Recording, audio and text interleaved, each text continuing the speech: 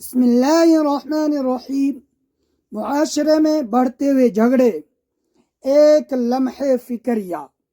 آج کا ہمارا معاشرہ بظاہر ترقی کی راہ پر گامزن ہے، مگر حقیقت یہ ہے کہ دلوں میں دوریاں، زبانوں میں سختی اور رویوں میں تلخی بڑھتی جا رہی ہے۔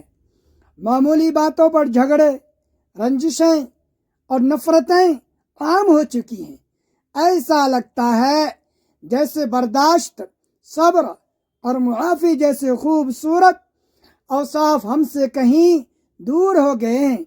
ذرا غور کریں ناظرین محترم، کبھی ایک چھوٹی سی بات پر دوست و دشمن بن جاتے ہیں، کبھی خاندان آپس میں بکھر جاتے ہیں، دور ہو جاتے ہیں، اور کبھی معمولی غلط فہمی بڑے فساد کا سبب بن جاتی ہے۔ جھگڑوں کی اصل وجوہات، معاشرے میں جھگڑوں کی کئی وجوہات ہیں، مگر چند بنیادی اسباب یہ ہیں: غصہ اور جلد بازی۔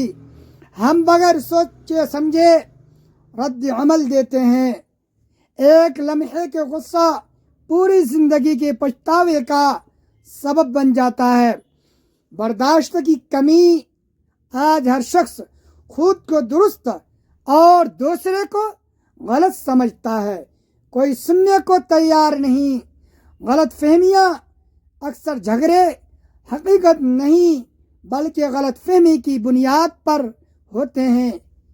ایگو یعنی انا، میں کیوں جھکوں، یہ سوچ رشتوں کو توڑ دیتی ہے۔ اسلامی تعلیمات کیا کہتی ہیں؟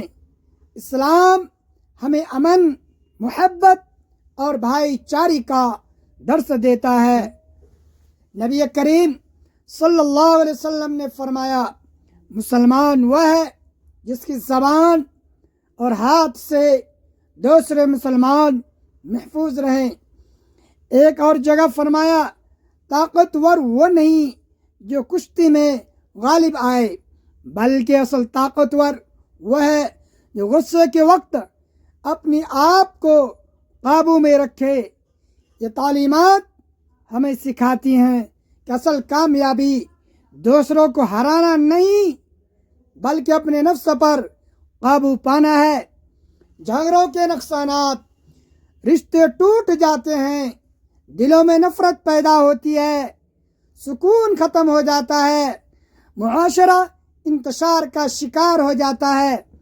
جھگڑا وقتی تسکین تو دے سکتا ہے، مگر ہمیشہ کے لیے دلوں میں زخم چھوڑ جاتا ہے۔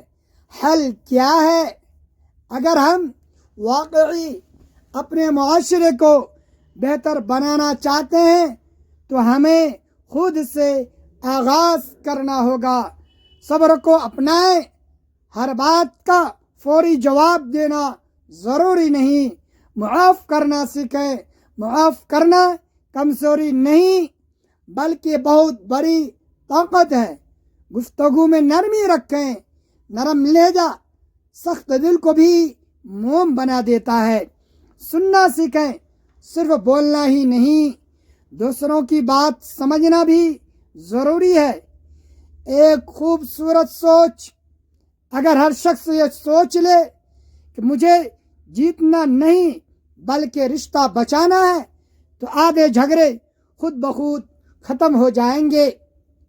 اختتامی پیغام: آئیے آج عہد کریں کہ ہم اپنے رویے کو بدلیں گے، درست کریں گے، غصے کی جگہ صبر کریں گے، نفرت کی جگہ محبت اور جھگڑے کی جگہ معافی کو اپنائیں گے، معاف کرنا سیکھیں گے۔ یاد رکھیے ناظرین محترم، اگر ایک مذہب، معاشرہ قانون سے نہیں بلکہ اخلاق سے بنتا ہے۔ ناظرین، گزارش ہے کہ اپنے رزق میں حصول برکت کے لیے اللہ تبارک و تعالیٰ کے 99 اسماء الحسنی میں سے کوئی ایک پیارا سا نام کمنٹ باکس میں ضرور لکھیں۔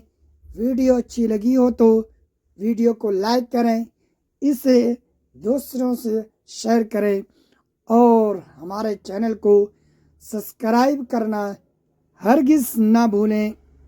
ملتے ہیں کسی اگلی اصلاحی ویڈیو میں۔ اللہ تبارک و تعالی ہم سب کا حامی و ناصر ہو، اور اللہ تعالی تمام امت مسلمہ کو اپنے حفظ و امان میں رکھے۔ آمین ثم آمین۔